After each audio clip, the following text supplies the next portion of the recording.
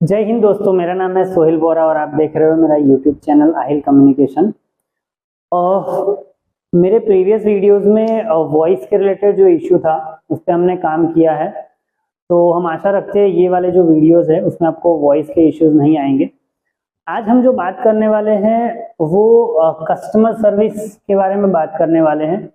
अगर आप direct customer service में हो, मतलब आप फेस टू फेस कस्टमर के साथ इंटरेक्ट करते हो या फिर आप ओवर द कॉल कस्टमर के साथ इंटरेक्ट करते हो, तो ये जो वीडियो है वो आपके लिए बहुत ही काम का है।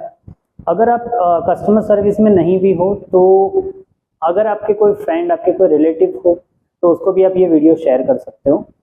तो मैंने यहाँ पर कुछ पैरामीटर लिस्ट डाउन किए हैं जिसको अगर आप फोकस करोगे तो डेफिनेटली आपका जो कस्टमर सर्विस एक्सपीरियंस है वो इम्प्रूव होने वाला है।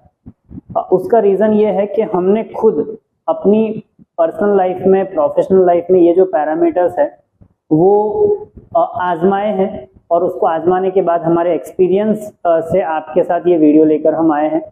ज़्यादा से ज़्यादा हो सकता है ये वीडियो 10 मिनट का हो जाए, लेकिन ये बहुत ही फ़ायदेमंद होगा आपके लिए। तो प्लीज़ हमारे वीडियो के साथ बने रहे, विदाउट स्किप किए आपको ये पूरा वीडियो देखना है। पैरामीटर वाइज डिस्कस करते हैं। सबसे पहला जो पैरामीटर्स है, जो आप अगर कोई सेल्स एग्जीक्यूटिव हो या फिर आप कस्टमर केयर एग्जीक्यूटिव हो ओवर द कॉल, वो ग्रीटिंग्स सबसे ज्यादा इंपॉर्टेंट रखता है। ग्रीटिंग्स क्यों? अगर आप कोई कन्वर्जेशन स्टार्ट करने वाले, यार ऑफिस में भी आप किसी के साथ आप कन्वर्जेशन स्टार्ट करने वाले हैं तो ग्रीटिंग बहुत जरूरी है। कहीं ना कहीं तो आपको कन्वर्जेशन स्टार्ट करना ही पड़ेगा। तो ग्रीटिंग्स में अगर आप हिंदी ग्रीटिंग करना चाहते हो तो आप नमस्कार बोल के स्टार्ट कर सकते हो। अगर आप कंफर्टेबल नहीं हो हिंदी ग्रीटिंग से तो आप गुड मॉर्निंग, गुड आफ्टरनून या गुड इवनिंग से भी स्टार्ट कर सकते हो। इंग्लिश ग्रीटिंग्स भी चलेगा। अब ग्रीटिंग्स के साथ साथ आपको जो ब्रांड को आप रिप्रेजेंट कर रहे हो वो ब्रांड का नाम क्लियर बताना है, ताकि कस्टमर को पता लग जाएगा कि यार ये जो लड़का है, ये जो लड़की है वो इस ब्रांड का रिप्रेजेंटेटिव है, प्रतिनिधि है और मेरे साथ बात करेगा ये। उसके साथ साथ अगर पॉसिबल है तो आपका नाम भी ऐड कर दीजिए, क्योंकि क्या होता है जैसे वीडियो के शुरू में मैंने अपना नाम बताया, तो नाम बताने से लिए एक पर्सनल रेपो बिल्ड हो जाता है।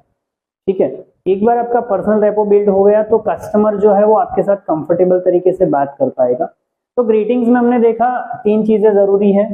एक तो आपका ग्रीटिंग्स खुद, दूसरा है आपका नाम बोलना है आपको, तीसरा है आप जो ब्रांड को रिप्रेजेंट कर रहे हो वो ब्रांड का नाम कंपलसरी बोलना है।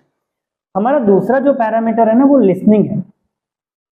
अब मैंने यहाँ पर सिर्फ लिसनिंग लिखा है, लेकिन लिसनिंग से मेरा मीनिंग ये है कि जब भी आप कस्टमर के साथ बात कर रहे हो ना तो उसको अनडिवाइडेड अटेंशन देना है। अनडिवाइडेड अटेंशन का मीनिंग है जिस कस्टमर से आप बात कर रहे हो वही कस्टमर के ऊपर आपका फोकस रहना है। आसपास किसी भी पैरामीटर से आपको डिस्ट्रैक्ट नहीं होना है। उससे होगा क्या, कस्टमर की जो नीड है आपको प्रॉपर समझ में आएगी। कस्टमर को लगेगा ये जो एग्जीक्यूटिव है मुझे प्रॉपर सुन पा रहा है और मेरी रिस्पेक्ट कर रहा है। देखिए, अगर कोई आपके साथ बात कर रहा है और आप इधर उधर देख रहे हो या कहीं और बात कर रहे हो तो उसको सामने वाले इंसान को पता लग जाता है कि यार ये जो है ना मेरी बातों को ध्यान नहीं देता, भले वो फोन कॉल पे ही क्यों ना हो। तो आपको अनडिवाइडेड अटेंशन देना है। इसकी वजह से आपको कस्टमर को बार बार चीजें रिपीट नहीं करवानी पड़ेगी और जो चीज वो लेने आपके पास आया है वही चीज वो लेकर जाएगा। ठीक है, तो एक्टिव लिसनिंग बहुत ही इंपॉर्टेंट पैरामीटर है। अगर आपने ध्यान से कस्टमर की बात नहीं सुनी तो हो सकता है आप जो कोई प्रोडक्ट उसको पिच करोगे वो कस्टमर के काम का ही ना हो, या फिर आप जो रेजोल्यूशन दोगे, ठीक है, वो रेजोल्यूशन कस्टमर के किसी काम का ना हो, या फिर कस्टमर कोई और चीज लेने आया था और क्योंकि आपने उसको ध्यान से सुना नहीं तो कोई और ही चीज लेकर वो गया। तो अल्टीमेटली कस्टमर यहाँ पर इम्पैक्ट होगा और कस्टमर इम्पैक्ट होगा तो आपका बिजनेस इम्पैक्ट होगा। तो एक्टिव लिसनिंग जो है वो बहुत जरूरी है, कस्टमर को आपको ध्यान से सुनना है। ठीक है, तीसरा हमारा आज का जो पैरामीटर है वो कस्टमर का नाम। ये स्पेसिफिकली मैंने कस्टमर्स नेम इसलिए लिखा है, मैंने आगे भी नेम के बारे में बात की आपसे।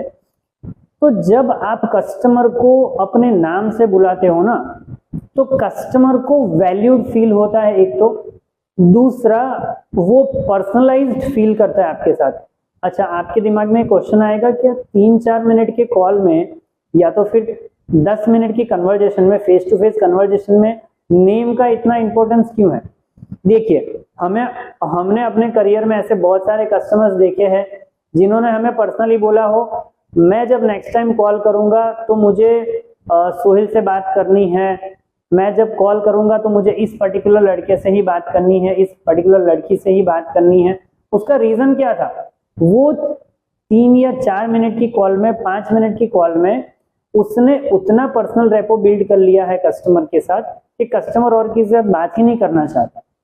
तो नेम से अगर फॉर एन एग्जांपल 5 मिनट की कॉल में अगर आपने 3 या 4 बार कस्टमर के साथ नेम लेके बात कर लिया तो वो जो रेपो बिल्डिंग है ना, वो रेपो बिल्डिंग हो जाएगा। और दूसरा, अगर आपकी ऑर्गेनाइजेशन में कस्टमर सर्विस का कोई फीडबैक लिया जाता है तो उसमें भी ये वाला जो पैरामीटर है ना, वो बहुत ही ज्यादा वाइटल रोल प्ले करता है। क्योंकि अगर कस्टमर को पता है मैंने इस लड़के से बात की है और उसने मुझे अच्छे से, एक तो ध्यान से सुना है, मेरा नाम उसको पता था, मेरा नाम लेके वो बात कर रहा था, तो आपका जो फीडबैक है ना वो ऑलवेज पॉजिटिव आएगा। ये हमारा ऑब्जर्वेशन है, ठीक है। तो ऑलवेज कस्टमर का नाम लेना है। अच्छा, आपको कस्टमर का नाम लेने में एक और चीज का ध्यान रखना है, हर एक सेंटेंस के बाद नाम नहीं लेना है, नहीं तो क्या होगा, वो सामने वाला बंदा जो है ना वो इरिटेट हो जाएगा कि यार हर एक सेंटेंस के बाद मेरा नाम ये क्यों ले रहा है। तो ठीक है, 5 मिनट की कन्वर्जेशन में आपने 3 बार, 4 बार, 5 बार नाम ले लिया, ठीक है, उससे ज्यादा बार नाम लेने की जरूरत नहीं है। ओके, आगे बढ़ते हैं। नेक्स्ट है एपोलॉजी। एपोलॉजी का हिंदी मीनिंग है माफी मांगना। अच्छा, माफी जो है वो हर जगह पे नहीं मांगना है, सबसे पहले तो आपको बता दूं। और माफी मांगने से हमारा जो ब्रांड है ना, वो हमारा ब्रांड नीचा नहीं हो जाता है, ठीक है, उसका जो वैल्यू है वो डाउन नहीं हो जाता है।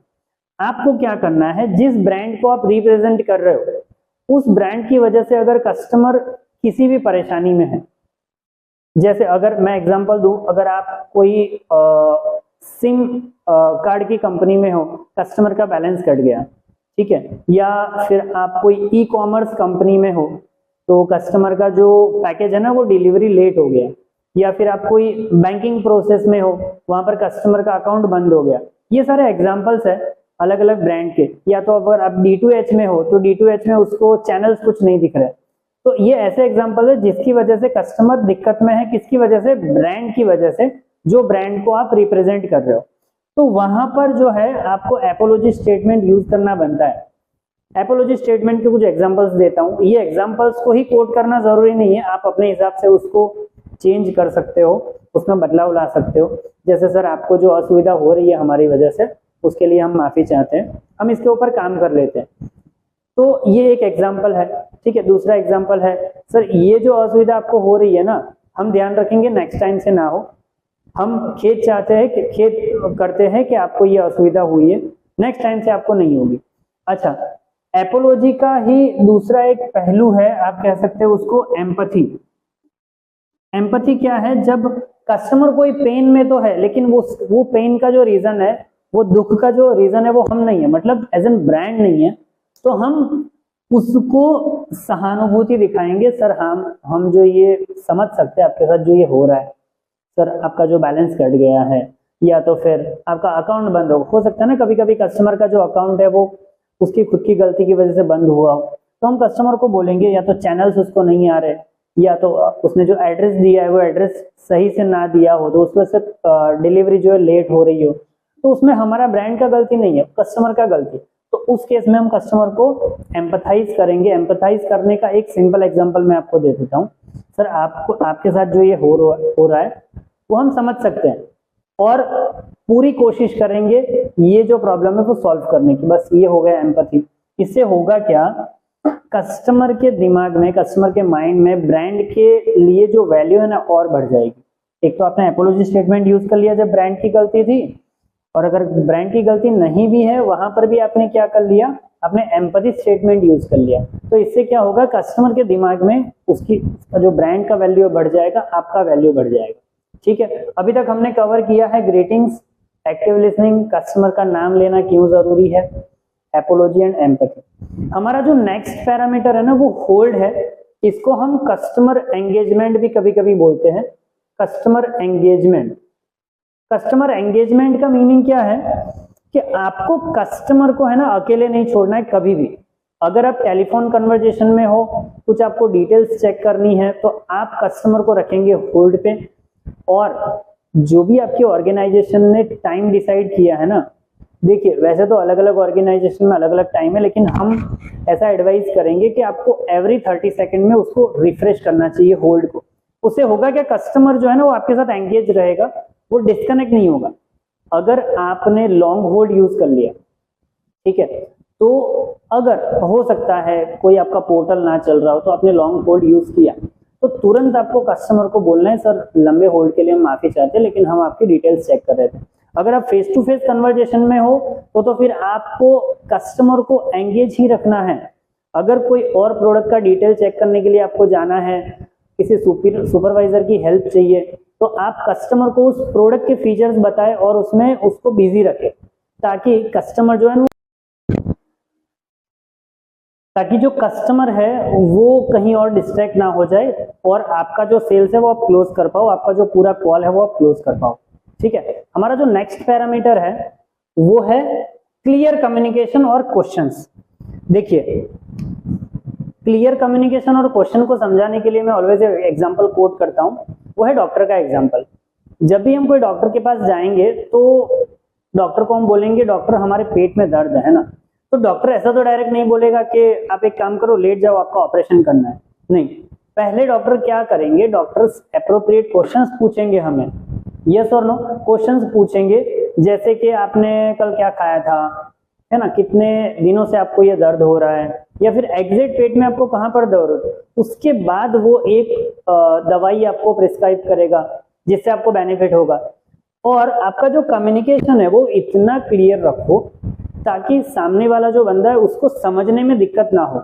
इसके लिए आपका जो टोन है ना, आपका जो टोन वो आप रखो उतना क्लियर, मतलब इतना डल नहीं और उतना लाउड नहीं, ताकि सामने वाले बंदे को है ना समझने में दिक्कत ना हो।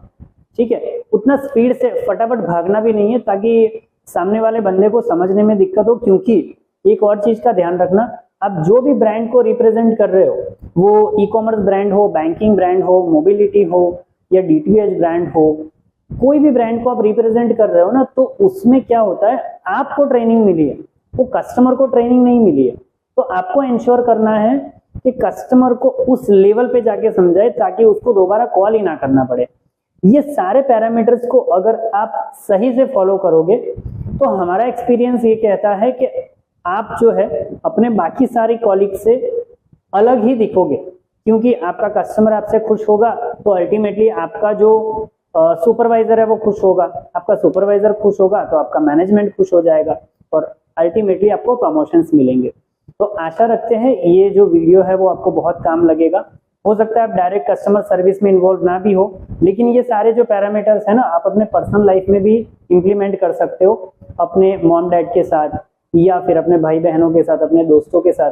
अगर ऐसा करोगे तो आपका जो कम्युनिकेशन है वो बहुत अच्छा हो जाएगा, वैसा हमारा बिल्कुल मानना है। तो अगर आप ये वीडियो यूट्यूब पे देख रहे हो तो अपने दोस्तों के साथ जरूर शेयर करना और लाइक बटन को प्रेस करना, इससे नए नए वीडियोस बनाने में हमें जो है वो प्रोत्साहन मिलेगा। और कमेंट करना अगर कोई स्पेसिफिक टॉपिक के ऊपर आप वीडियो देखना चाहते हो, स्पेशली कस्टमर सर्विस के ऊपर। और अगर आप फेसबुक पे देख रहे हो तो जरूर हमारा जो ये जो वीडियो है अपने दोस्तों के साथ शेयर करो, उसमें भी कमेंट करो और लाइक करो। ठीक है, मिलते हैं नेक्स्ट वीडियो में, तब तक के लिए जय हिंद।